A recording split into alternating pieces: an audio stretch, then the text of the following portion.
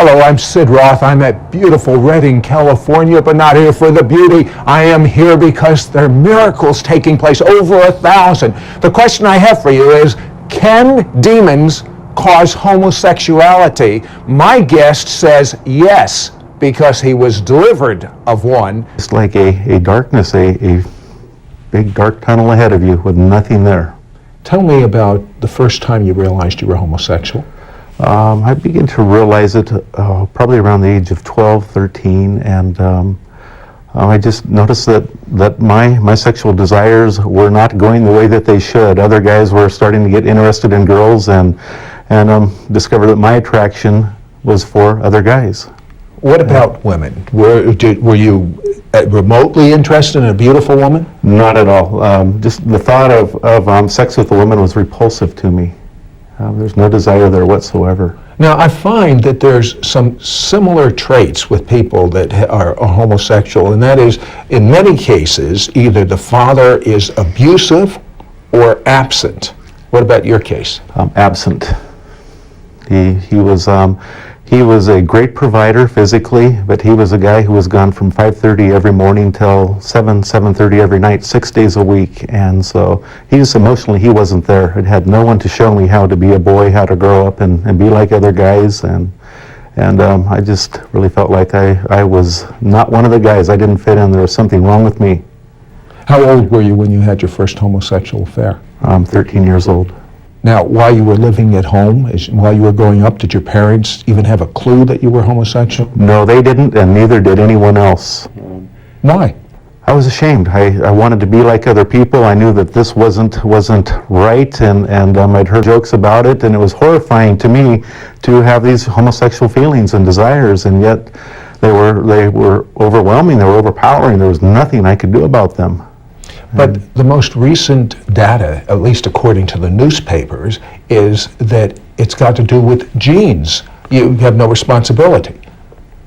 That's not true. I've come to learn that it has much to do with the environment that you've been raised in, the perception you have of yourself as a guy and how you fit in with other guys, and everything to do with as God created us to get to that age where our sex hormones kick in and we want the other because we have a sense of who we are as a guy. That was never developed in me. I didn't feel like I belonged. I didn't feel like I fit in. And so I wasn't sufficiently resolved in my gender identity to reach out to the other. And so something in me was reaching out to resolve that same-sex issue, to just feel like I'm one of the guys. That hopeless point was reached a point where you reached the bottom. Tell me about that. I just hit the bottom to where I knew that either I had to do something or basically die at some point, and I just cried out to Jesus. I'd asked him into my heart when I was 9 years old. I was 26 at this point, and I just broke and said, Lord, if you will get me out of where I'm at now, I will serve you the rest of my life. And I meant it. I meant it with all my heart. And then you heard a voice. Yes. A voice that was relentless. For the next 3 days, this voice kept going through my head. Call your dad. Call your dad. Did you? Well, it took me 3 days, but yes, I did. After on the third day, I finally gave in and called him. Slow learner. I was ashamed. So you called your dad. Did you tell him the truth? Yes. I told him that I was just rock bottom. I needed help. And he had me here in Redding that afternoon. I was in Dallas, Texas at that time, and he had me here that day. The next day I was working for him, and I didn't know I'd be working with a pastor 8 hours a day, 5 days a week. What happened to your drug addiction? I stopped. I just had the ability to stop. I'd use drugs every day from the time I was 15. No. Wait. There's withdrawal. No. Yes, there was no withdrawal. There was like a daily desire here, but it was not withdrawal. I would just, I'd go Jesus every time. And where did you stand with the homosexual part? Where did I stand with that? It was still there. I didn't really know what to do about it at that time. I just was just in a part of my life where the Lord was showing me how much He loved me, where I was learning about Him and the love of the Father for me. what he had for me. You went to Bethel Church. Yes. And you got involved in the community. You Yes. still had these problems. Yes. And you went to one of the counselors. Why didn't you go to the counselor for help? Pardon me, why did I go to him? Actually, it just got to a point where I had enough of a foundation under me that I knew I was loved by God no matter what. He did return. He didn't know who that voice was. And when he returned, the man he was working with when he went to work for his father was a minister. And this minister prayed with him. He got delivered instantly from drugs. No withdrawal. And he was able to abstain from homosexuality. However, it didn't stop. So anyway, I thought God all through the worship, the message. It got to the end of the message, and there was an altar call, and that altar call was, whatever the Lord is calling you to lay down, just lay it down where you stand and come up here and worship. And so I said, okay, Lord, I can do that easy enough. And I made sure I was about the 10th person up there, and I worshiped God. Didn't feel any different or anything like that. But that night when I went home and went to bed, there was something dramatically different, and that was that there were no homosexual feelings. Are you telling me that without you even walking up when he said that, you got set free? Absolutely. Absolutely. We serve a pretty awesome God. Yes, we do. So how did you feel when you realized those thoughts weren't there? It was like, I went, Lord, show me what you did. Jesus, what did you do? And I asked him that, and the next thing I know, there's this distorted-looking creature just coming out of nowhere. It looked like a distorted, little weird-shaped person, and just came out of nowhere and just hit me, and all of those desires and feelings were back instantly. And I just cried out to the Lord, no, Lord, no! And two other guys, all dressed in white, just came out of nowhere. And they just came, and they took hold of this thing, and off they went with him. It was like angels. Angels, yes. And one thing that I noticed is this thing was coming back, and as he hit me was the look of murder in his face. Like actually, that was on his way out. Excuse me. The look on his face was pure glee. Like, I get my gratification through you. I have you back, and I will be gratified, and I will have all of my gratification in you and through you. And on his way out, I could see those eyes, and they were pure murder. Like this thing wanted me dead, and it was mad that it was on its way out. And the angels just took this thing out and away, and the next thing I know, I'm standing before Jesus, and he's on the cross, and he looks up at me and says, Ken, just lay it down. There is nothing that my blood won't cover. And to this day, I couldn't tell you whether this was real or a vision, but to me, it's as real as I'm looking at you right now. It was that real. I believe it was real. I believe you saw into the spirit realm. Mm-hmm. Yes, I do too. And I believe if you did not hold up the name of Jesus, you would have been worse than you were before. Yeah. But after that word of knowledge, yes, after that experience, those thoughts, tell me about them. They weren't there any longer. They were completely gone. I no longer had homosexual thoughts or feelings. And they were absolutely, literally gone. But I didn't have any feelings the other way either, heterosexually. And what I had to do was I talked to Alan Ray the following week and told him what had happened, and we just got plugged into some more discipleship. And over the course of the next year, I grew into my masculinity in a new way. I grew into it with other guys. I got plugged in with other guys, and actually the Lord had me disciple a group of 15 single guys. And I had to go in every week and disciple them, teach them, learn to become one of them, be loved by them, and out of that is where things begin to change. As I begin to be secure in my own identity as a guy, I begin to have this desire to meet a girl. There's a certain girl that I had a desire to meet. Really? Yes, I was at that point. This is new for you.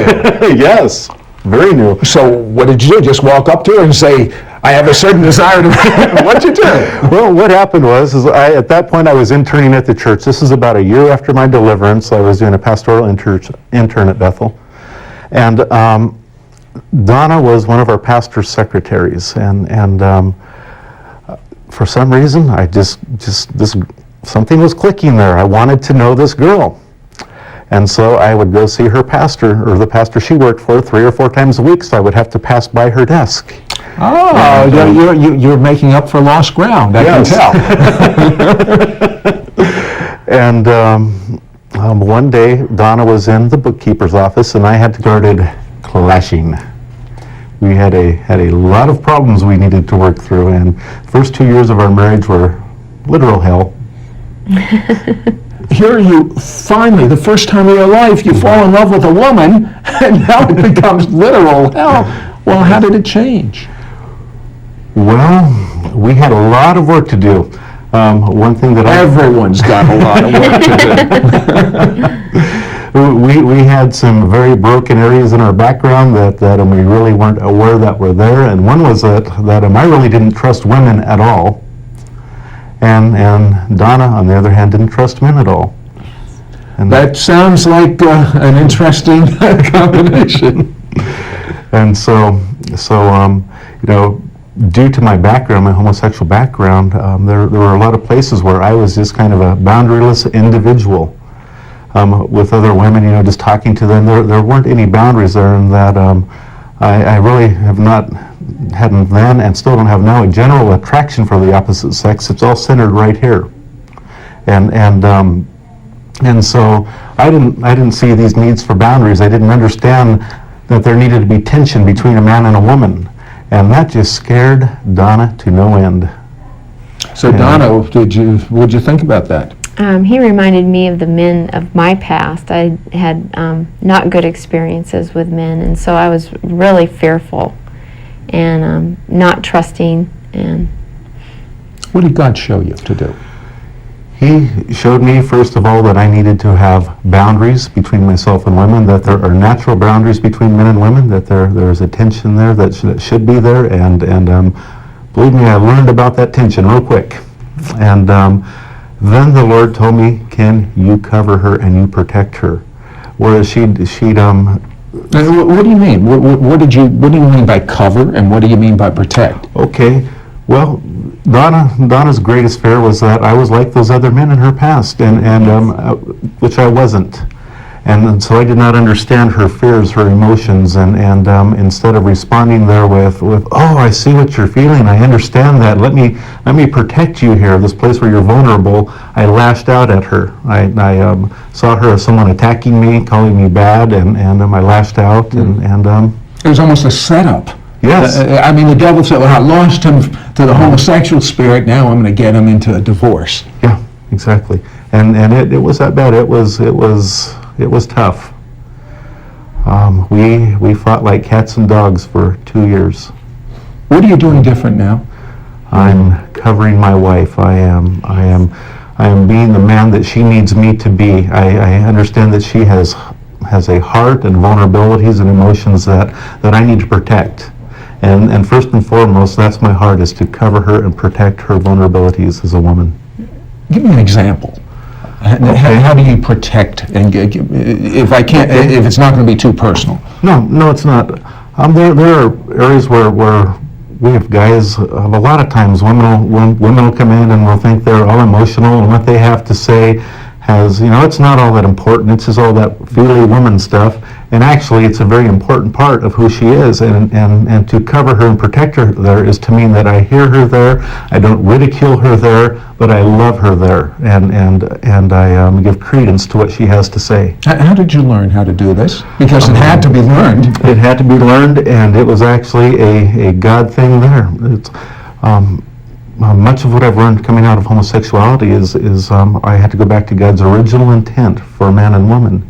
And in that I learned that there's a natural complementarity that God intended for men and women, and that in most men and women that has been broken, and there's a hostility between the sexes, and so it was out of that foundation that I had there that the Lord had given me, that things that I had learned that I knew that I have to learn how to cover this woman and love her right. I want you to make one suggestion to a husband that has marital problems right now that's viewing us? One suggestion. One suggestion? Yes. Obey God. Do what He says. The one thing that I have learned is that when there are marital problems, there were a lot of things that Donna struggled with that weren't right on. A lot of the things that she was feeling that weren't true. But it was my job to not lash out at her, but to cover her and protect her there. And it was my job as the man to initiate that first. She didn't have to change anything until I had changed and loved her. And So you got much more than 1 point there, and that's pretty good. Donna, 1 point to a woman that's struggling right now in her marriage. To keep your eyes on the Lord Jesus. That for us, we knew that the Lord had put us together, and we were committed, and in staying committed and putting our eyes on Jesus, knowing that He'd seen us through everything else, He would see us through this. And now the two of you, but now the two of you are, how's your marriage now? It's wonderful. I'm putting you on the spot. It is excellent. Yes. It's excellent. We've been married Yes. for 7 years. Okay. Now, you minister together to people that are homosexuals to help them be set free. Tell me about one person that comes to mind. Well, there's a young man that we ministered to last year, and he came to our office, and Donna and I had met with him several times, and one day he came over and prayed, and we prayed with him, and the Lord just really began to reveal some things in his life that needed to be taken care of, and we ministered there, we prayed for him. It didn't look like anything had changed or anything was different. He comes back the next week and tells us, I haven't had a homosexual thought or struggle since the day we prayed. And that is still true to this day. Yes, and this has it is. been a year now. Is there anyone that is a lesbian or a homosexual that God will not forgive and God will not make normal? No.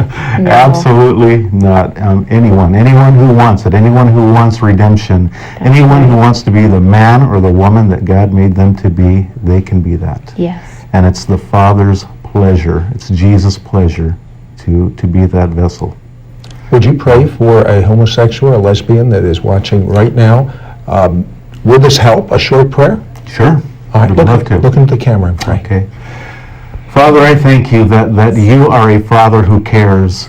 God, you know every sorrow in our hearts. You know every pain. You know every fear. You know the shame, God. Yes. God, you know those things that we struggle with right now, deep in our hearts, those places where we feel like we've failed you, we feel like we've failed others. You know that. You're very aware of that, and you're a Father